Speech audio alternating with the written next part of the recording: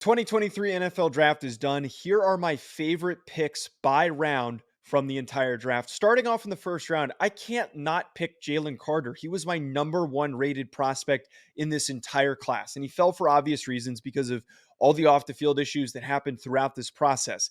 He ends up being a massive steal for the Philadelphia Eagles, who were in the Super Bowl last year and already have one of the most well-rounded defenses in the NFL. He's going to a spot that is perfect for him because of the maturity concerns. He is going to be playing with a bunch of guys that he is former teammates with that are going to help him get caught up with what is asked of him to be a professional athlete. But Jalen Carter is such a rare player for a defensive tackle. We do not get guys like this coming into the league ever.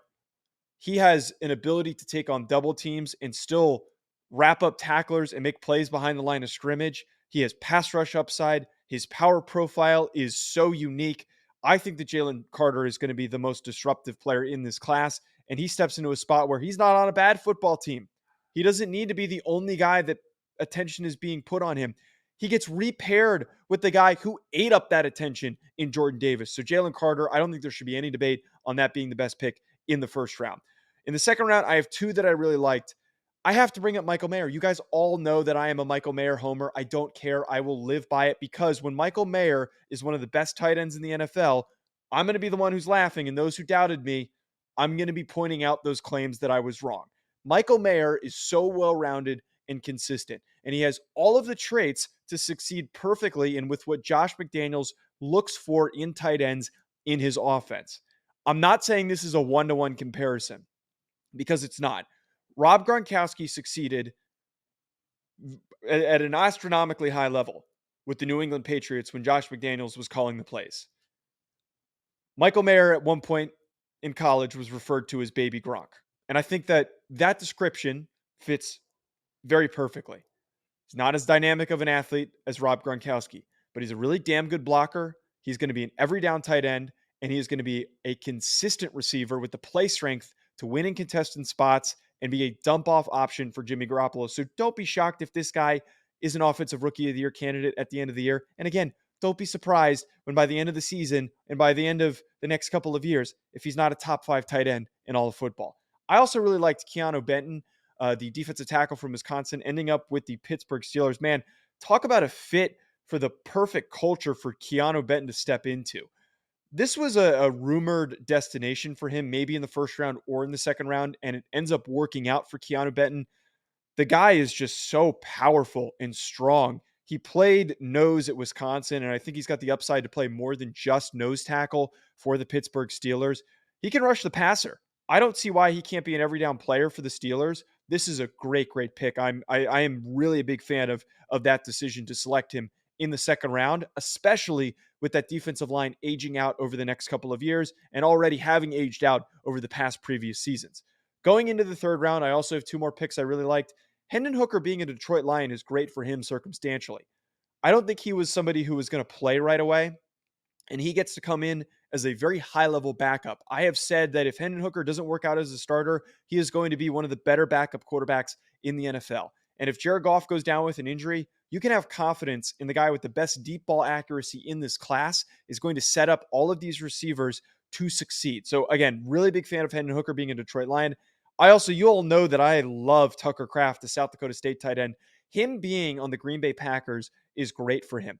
I think that is going to be a strong fit to be a counterpunch to Luke Musgrave, who was the earlier tight end pick by the Green Bay Packers. He can block. He can catch the football. Don't be shocked if this isn't a Hayden Hurst, Mark Andrews type situation.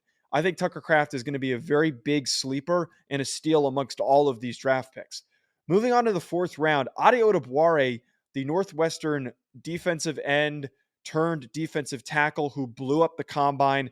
I was shocked he fell this far. And one of my explanations for this is that the media, including myself, got excited by the Senior Bowl, got excited by the combine, but we didn't bother to check and see if it was up to par with what the NFL thought about him. But him being a fantastic athlete that has some learning to do, I think that he goes to the Colts, a defensive line that already has a lot of really good football players on it. Work him into the mix. He doesn't need to be a day one starter. As he gradually progresses and improves, he's going to be a strong defensive tackle amongst this grouping. Moving on to the 5th round, an interesting pick here. I think that Noah Sewell fits so well as a Chicago Bear, the linebacker from Oregon. He is so mean. He is so aggressive. He comes downhill. I think the best description for him is a bull in a china shop. He makes mistakes at 100 miles an hour. And for what we know about hard-hitting Chicago Bears linebackers, Noah Sewell is that. So Chicago Bears fans, you guys got an awesome pick with him being your 5th round selection. I spoke about this on Twitter. A.T. Perry going in the 6th round to the New Orleans Saints, the wide receiver out of Wake Forest. His value is tremendous here. He could have been a day 2 pick. Amazing athlete for a possession receiver, great hands. His route running ability and his flexibility is rare and unique for a player of his size. I would not be surprised if in a couple of years, if there was a day 3 receiver pick to develop into a go-to option, 1,000-yard receiver, it might be A.T. Perry. This is the replacement possibly for Michael Thomas. And on top of that, I can make these statements and it not work out because it's a 6th round pick. It's not like this is a 2nd round pick where he needs to develop into that. Instead, if he doesn't work out, it's a 6th rounder. That's how amazing the value is for this pick. My last one, 7th rounder, DeWayne McBride for the Vikings, UAB running back. Dalvin Cook, we're not totally certain on what his long-term outlook is with the Vikings. And as running backs age, we know their value over time is going to depreciate. While there's no signs of him necessarily super slowing down, DeWayne McBride is going to be a nice player to spell him and take carries away and get good early production as a rookie. I think that him is a very hard runner from UAB. He has the tone that you want for this run game that worked really well last year. So I'm in love with that pick. If you think I missed anybody, let me know in the comments below. Thanks everyone for tuning in. We'll be back with more. I just want to tell you folks about an exciting new partnership that we have with this channel with Underdog Fantasy. Ever since I joined, I've been having so much fun. There are so many different exciting games that make watching games during the offseason more exciting. I'm not the biggest basketball fan, but it has made it way more entertaining since I found Underdog Fantasy. And my favorite game to play so far, which I think you should try out, is Pick'em. It is so easy to play. Just pick higher or lower on your favorite player's stats, and you can win up to 20 times your money in a single night. Underdog keeps it simple with their easy-to-use website and mobile apps.